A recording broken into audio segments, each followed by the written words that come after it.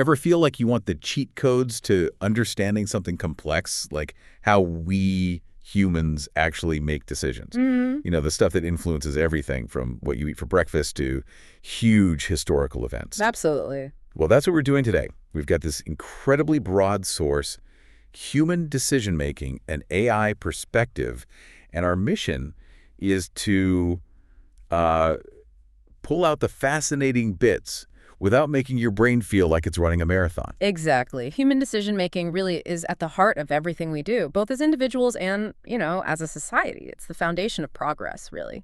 And it touches on so many different aspects of what makes us tick. It does. And this source dives into everything: psychology, the brain science behind it, philosophy, how it evolved, History, biology, sociology. lifespan development, emotion, cognition, and of course, the AI perspective. That's the lens here. Right. It's a lot to take in, for sure. But we're here to get to the core insights, those surprising nuggets that will leave you feeling genuinely in the know. Okay, so where does our understanding of decision-making even begin? Psychologically. Psychologically, yeah. It boils down to the process your mind goes through when you're choosing between different options. Could be a belief, could be an action. Okay. What's really interesting is that this isn't always a purely logical process. Sometimes our feelings, our ingrained biases, and those mental shortcuts we use, they play a much bigger role than we realize. So it reflects what you value and what you believe. Ultimately, yes. Every decision ties back to that. It's like we're constantly getting feedback from the world based on the choices we make. And that feedback loop then influences how we decide next time. The source calls it the closed loop view. That's it. It sounds like we're always learning and adapting. Constantly adjusting, right, based on past experiences. Absolutely. And it's amazing how differently we all approach making decisions and how much that can shift depending on the situation itself. Right. The source talks about different styles. You've got the folks who analyze every single angle. The rational types, yeah. Very in-depth. The ones who just trust their gut. Intuitive. Relies on those initial feelings. Dependent. Seeking input. Yep. Asking others. Then there's avoidant,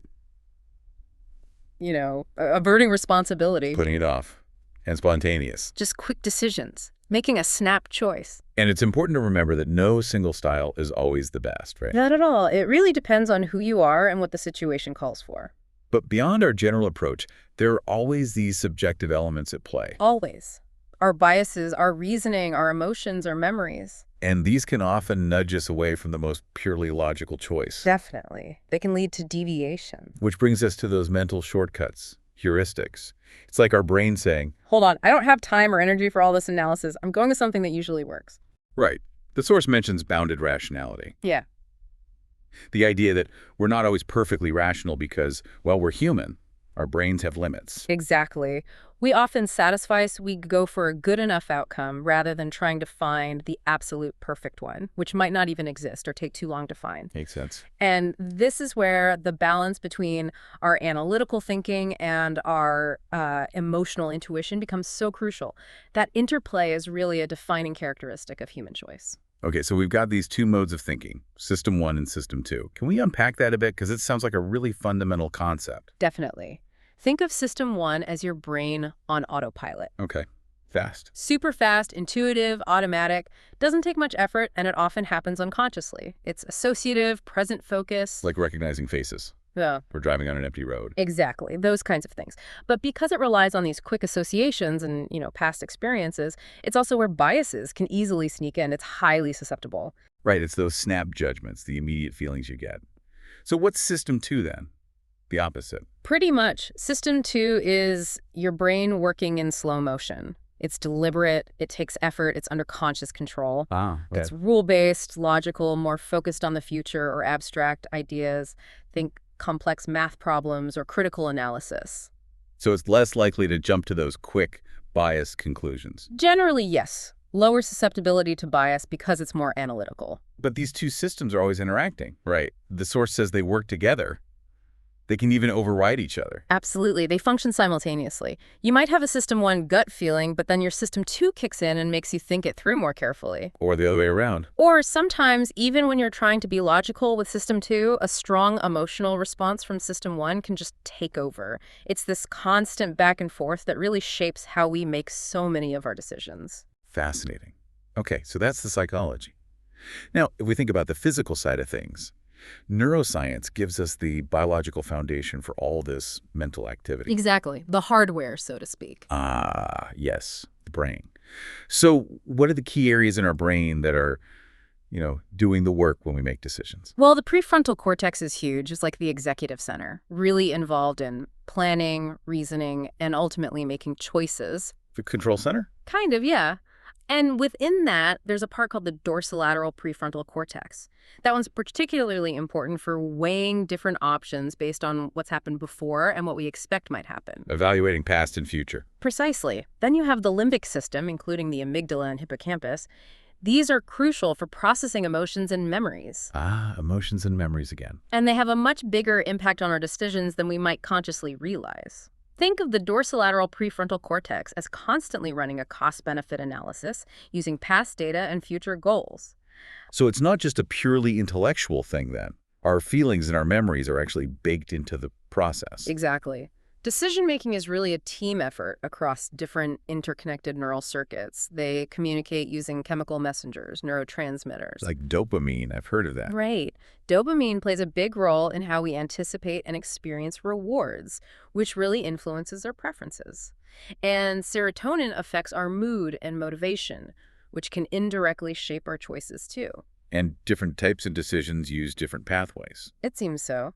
A risky decision, or one involving uncertainty, might really engage the reward system, whereas routine decisions probably rely more on established pathways. The source also mentions a loop between the prefrontal cortex and the hippocampus, connecting memory, short-term, long-term. Yes, that loop is vital.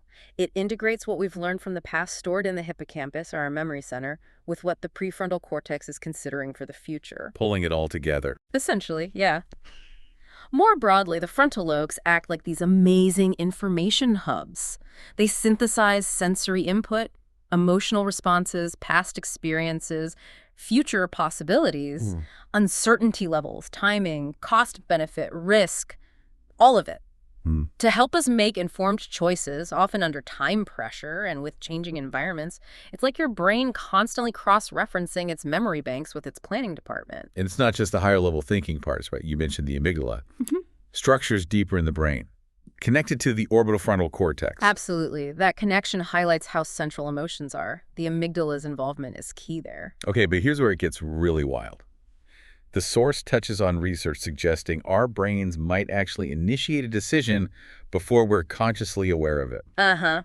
That's the really thought-provoking part. Wait a minute, up to 7 seconds before, observed in the frontopolar cortex. That's what some studies suggest. That's mind-blowing. It really makes you wonder about free will, doesn't it? Yeah. How much conscious control do we actually have? It certainly raises some profound questions. How much is our conscious reasoning truly in the driver's seat? Which ties nicely into the philosophical perspective. Right. Philosophers have been wrestling with these ideas for centuries. Philosophy gets into those really fundamental principles and theories: rationality, free will, moral responsibility, agency. The big questions about choice. Okay, like rational choice theory. The idea that we weigh costs and benefits to maximize utility, assuming we're rational actors. Exactly. That's one major viewpoint. But then you have behavioral economics, which kind of pushes back on that. How so? It highlights all those cognitive biases and heuristics we talked about earlier, the mental shortcuts. It shows how they lead to deviations from purely rational models, how we make predictable, irrational choices sometimes. So philosophy gives us the ideal, maybe, and behavioral economics shows us the reality. That's a pretty good way to put it. And then, crucially, you have ethics. Morality. Right. Moral reasoning, the principles that guide or should guide our choices in personal life, professional contexts. The source mentions different ways of thinking about ethics. Yes, like consequentialism focusing on the outcomes, or deontology focusing on duties and rules, regardless of outcome, and virtue ethics focusing on moral character. Different frameworks for what makes a choice. Right. Exactly. And underlying all this is that classic debate: free will versus determinism. If our choices are predetermined, are we really responsible? That old chestnut. It's a deep one. And traditionally, logic and reasoning have been held up as the gold standard for good decision-making. Critical reasoning focuses specifically on rationality in our beliefs and actions. And the dual process model, System 1 and System 2, That fits in here too. Oh, definitely. It's highly relevant to philosophical discussions about how we reason and choose. So philosophy provides the framework, neuroscience the hardware, psychology the software. Yeah. It really is interconnected. It all weaves together. Okay, let's step back now and look at the really big picture, the historical and evolutionary journey of decision-making. That must add another layer entirely. It really does. Thinking about the origins and impact over vast stretches of time gives us crucial context. From an evolutionary standpoint, decision-making wasn't just helpful, it was fundamental. For survival, reproduction. Exactly. Natural selection favored organisms that could make choices that increased their chances of staying alive and passing on their genes. So our ability to decide is literally an adaptation shaped by survival needs. Wow. The source talks about temporal discounting, that tendency to prefer immediate rewards over bigger future ones.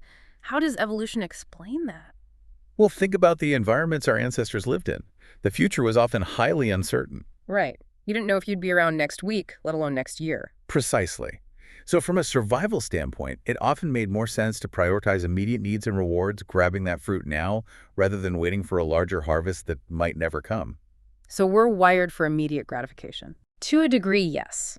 The source points out that for a future reward to be evolutionarily favored, it would have needed to be significantly larger and reliably predictable. That helps explain why long-term planning can be such a struggle for us today.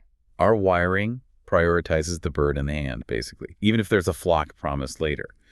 It's not a flaw then, but a legacy. A legacy of surviving in a less predictable past, yeah. It still heavily influences us. What about looking at other primates? What can comparing ourselves tell us? Comparative studies are really valuable. They help us identify which decision-making tendencies we share, suggesting deep evolutionary roots, and which might be uniquely human, reflecting more recent adaptations. It helps us understand the original function, potentially, of some of our biases. Interesting. And the source mentions ecological rationality. Right. That's the idea that many of our heuristics, those mental shortcuts, even if they sometimes lead us astray in the modern world, they were actually good enough in ancestral environments. They worked well enough to provide a survival advantage back then. So not necessarily mistakes, but adaptations to a different context. That's a really useful perspective. And it sounds like our genes also play a role. Inherited decision-making styles shaped by evolution. Exactly. There seems to be an inherited component. Now, shifting from that deep evolutionary past to more recent human history, it becomes incredibly clear that human decisions, both individual and collective, are the engine driving history. They've shaped civilizations, led to progress, caused conflict. History is just a sequence of decisions and consequences, really. Pretty much. Yeah. The source gives some striking examples like Mars apparently missing a chance to work with E.T., or Decca Records famously turning down the Beatles, or the devastating impact of the thalidomide decision. These really underscore the profound, sometimes irreversible impact of specific choices. Absolutely. And looking back at historical decisions, examining the context and motivations can help us learn. We can try to differentiate relevant factors from irrelevant ones when facing contemporary issues. But we have to be careful not to draw overly simplistic analogies, right? Context is key. Absolutely critical. Historical contexts are unique.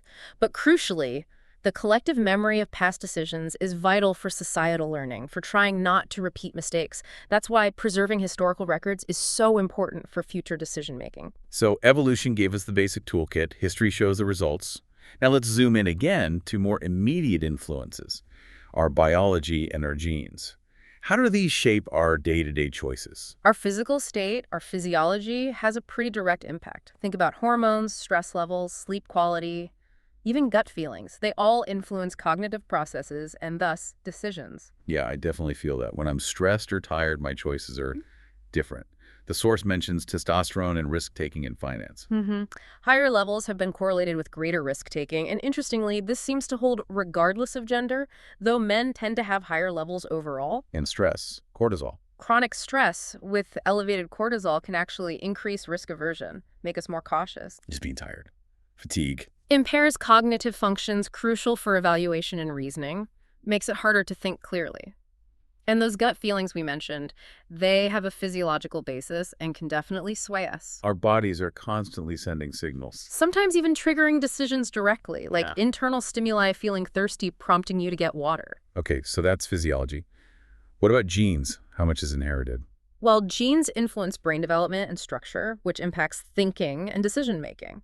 Research suggests genes contribute to preferences like whether you prefer coffee or tea. Really? Even that? Seems so. And also to risk propensity like enjoying adventurous exercise versus solitary activities. Huh. Twin studies also point to a genetic component in decision-making approaches, like how much information people tend to seek out. So nature and nurture, but nature plays a definite role in our style. Exactly. There's evidence for genetic influence on performance in tasks involving uncertainty, like the Iowa gambling task, and even in economic behaviors like investment strategies or saving habits. Right. Animal research is finding links to mice lacking a certain gene showed more rational foraging. There's this emerging field, decision genetics, really digging into it. Fascinating. And of course, genetic information itself influences big decisions, like family health choices. Absolutely. A very direct impact there. It's just layers upon layers. Okay, now let's talk about the sociocultural context. Yeah. We don't make decisions in a vacuum, right? Not at all. We're deeply embedded in social and cultural influences. Norms, values, expectations, interactions, they all shape our choices. Cultural expectations. Yeah. Like unwritten rules. Exactly. We internalize messages about acceptable behavior. It's tied to our fundamental need for belonging and social protection. We conform, often unconsciously. Because we want to fit in, be accepted. And these cultural norms and values form the basis of societal morality. They dictate what's appropriate, ethical, right, wrong, instilled through socialization. And this varies culturally, collectivist versus individualist. Big time. Ethical decision-making might prioritize communal well-being in a collectivist culture, whereas an individualistic one might emphasize personal autonomy more. And the actual style of decision-making differs too. Yes. Some cultures favor more individualistic, autocratic decisions. Others are more consensus-oriented. The source gives examples like contrasting the U.S. or Australia with China or South Korea, or Latin America, France, versus Netherlands, Australia, Israel in terms of how decisions get made. Other dimensions too. Power distance, uncertainty, avoidance. Long-term versus short-term orientation. These all feed into the process. There's even something called cultural priming. What's that? Just being exposed to cultural elements, symbols, language can temporarily activate associated ways of thinking, influencing judgments, even if you're not aware of it. Wow. So culture is always there, subtly nudging us. And what about immediate social interactions? Hugely important. We're constantly balancing our own interests with the needs and expectations of others. Empathy is key here, driving pro-social behaviors needed for cooperation. So who we're with matters. Decisions with friends versus strangers. Definitely. Familiarity, past experiences, group dynamics, they all affect social decision-making. You might choose differently in a small group versus a large one. And group dynamics themselves. Peer pressure. Leadership. Can significantly alter individual perspectives and the final group decision.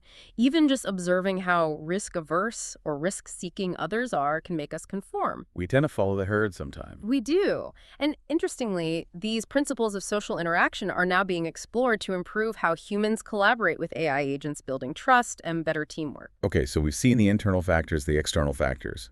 Now let's think about the overall impact, the consequences of decisions across different parts of life. Right, because choices ripple outwards, starting with personal choices. Health, career, relationships, money, the everyday stuff. Exactly. Those daily decisions accumulate. They really shape our well-being and life paths. Good decisions lead to positive outcomes, poor ones, well, negative consequences. And lots influences these, right? Past experiences, biases, age. Individual differences, how relevant we perceive the decision to be, all that. And then there are the big transformative life decisions. Like emigrating, changing jobs, ending a relationship. Yes. Revealing a secret. These often need specific strategies, learning from others, taking reversible steps if possible. It's a constant cycle. Weigh benefits costs, make the choice, cope with consequences. And sometimes, too many choices. Choice overload. That's a real thing. Having too many options can lead to dissatisfaction, decision paralysis, even regret. The paradox of choice. Makes sense. Okay, what about the impact on social dynamics? Individual decisions have ripple effects on relationships and group dynamics, as we touched on. And ethical considerations are big here. Crucial. Social decision-making requires moral reasoning, adhering to principles of right and wrong, using those ethical frameworks we mentioned. And our social identities can influence this. In-group, out-group bias. Yes, potentially leading to favoring our own group, sometimes even discrimination. It's something to be aware of. Then there's the economy. Human decision-making is obviously fundamental there. Absolutely. Consumption, saving, investment, labor supply. It all stems from individual choices. Traditional economics assumed rationality. Right, maximizing utility. But behavioral economics shows how psychological factors, emotions, social influences, biases cause deviations. Predictable irrationality again. Even evolutionary theory might offer insights into economic decisions that seem irrational now but had long-term survival implications. Like herding behavior in markets. Classic example. Social influence is powerful, and cognitive biases like loss aversion or anchoring heavily influence consumer and investor choices. And AI is getting involved here too, analyzing data, assisting investment. Increasingly so. Analyzing trends, predicting outcomes. Finally, political structures. Decisions are the bedrock there too. From voting to policymaking by leaders, political outcomes result from countless individual decisions. Influenced by. Political ideologies, cultural factors, political socialization, emotions all play a role. Emotions are crucial in processing political info and motivating action. And biases like confirmation bias, affecting how we see political information. Definitely. Can contribute to polarization. And at the governance level, decision-making is incredibly complex. Power dynamics, public opinion, international relations, local and global challenges. It's all decision-making, just scaled up massively. Yeah. Okay, so how does this change across our lifespan? Do we decide differently as we age? Yes, strategies definitely evolve. Older adults, for instance, tend to rely more on experience. Makes sense. They also tend to avoid risks more. Might delegate or defer or even avoid decisions if they can. They might do less exhaustive information searches. Focusing more on what's familiar. Often, yes. Using simpler strategies, maybe tapping into emotions more, focusing on the positive, experiencing less regret perhaps. They can also be more patient sometimes. But maybe less flexible. That can happen too. Slower adaptation to rule changes, for example. Okay. This might be linked to structural changes in certain brain areas, like the posterior cingulate cortex, and maybe neurotransmitter function, like dopamine. Older individuals might prioritize past outcomes over future benefits more. Interesting. What about kids? Well, younger children, say 5 to 7, show less sensitivity to expected value and risky choices compared to adults. That ability seems to develop over childhood. So they take more risks sometimes, even if it's not advantageous. Often, yes. Even though they do adjust choices based on probability and outcome size, they frequently make riskier choices.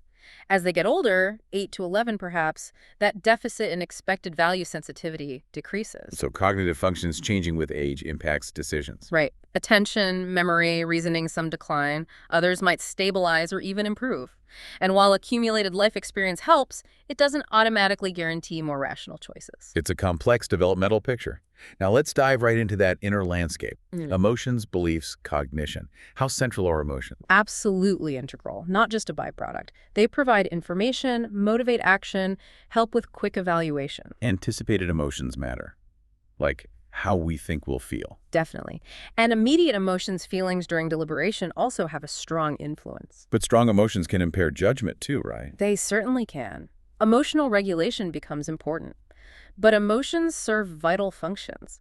Assessing relevance, aligning choices with instincts or morals, motivating moral decisions, priming us for different goals. Even how we remember past decisions is colored by our emotional state at recall. Yes, which impacts current choices. The key is really integrating emotional insights with logical reasoning for effective decisions. Not suppressing emotions, but understanding them. Finding that balance. Okay, what about belief systems? Values, worldview? Profound influence, often unconscious. If your underlying beliefs are inaccurate, your decisions can be flawed, even with seemingly sound reasoning. And values. Our sense of good right. Exactly. Deeply held beliefs, learned through socialization, linked to personality, they serve as our ethical guides. And belief systems can give rise to cognitive biases. Subtly shaping choices. It explains why people with different values can look at the same data and reach totally different conclusions. It really underscores the subjectivity.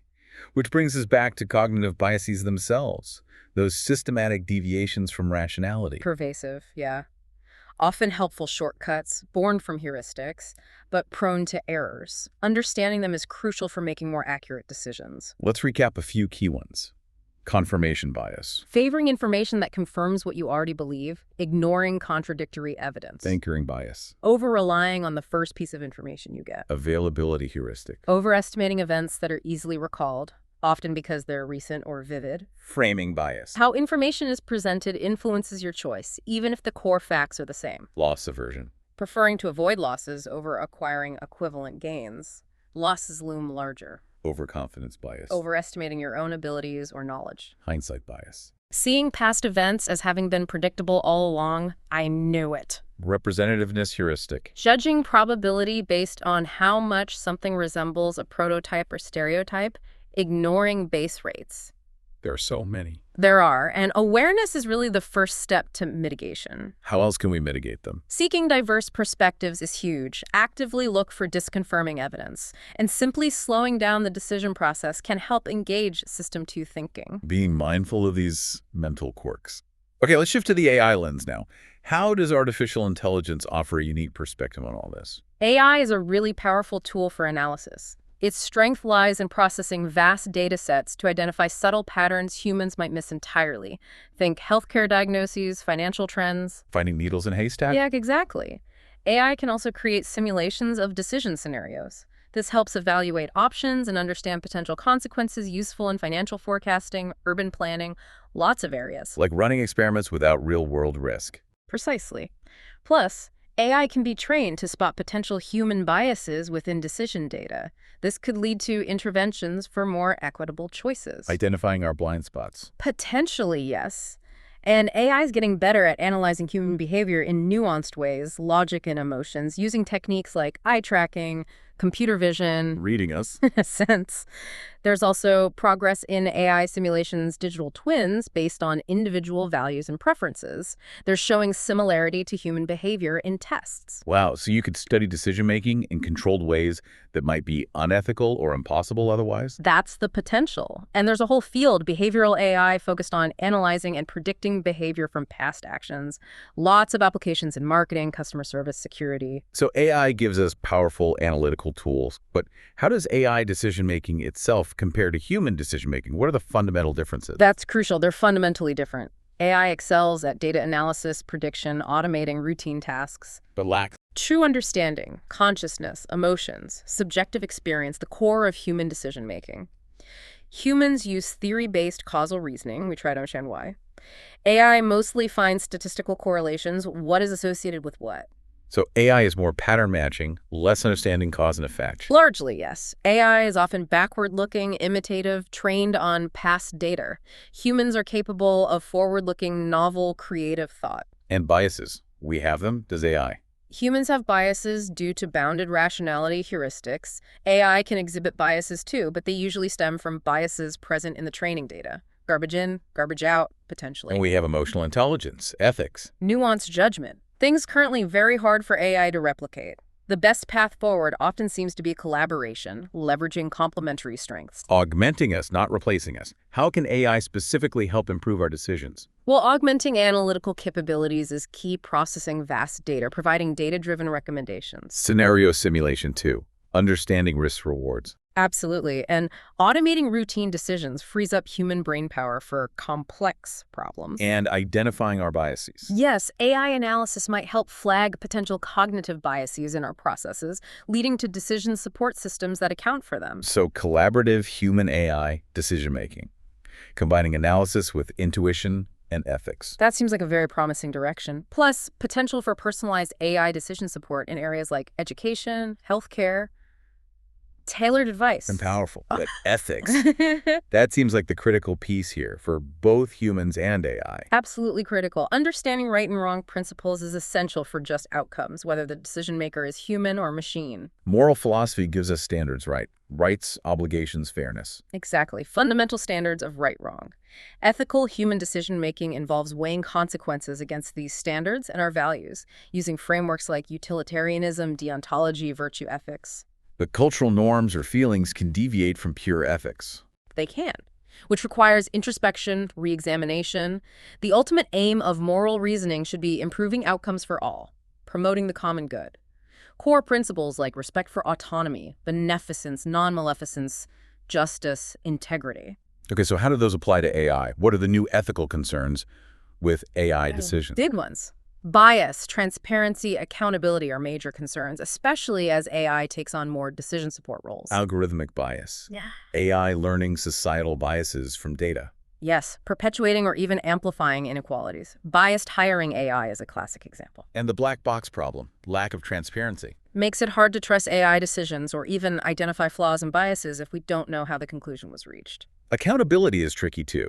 Who's responsible when AI messes up? Like that lawyer using hallucinating ChatGPT. Exactly. Current frameworks are often insufficient. There's also the danger of over-reliance, trusting AI without enough human oversight, leading to potential harm. So we need careful development. Yeah. Guidelines, regulations. Definitely. There's growing recognition of the need for ethical AI development, focusing on beneficial deployment, considering data privacy, security, autonomy, societal impact.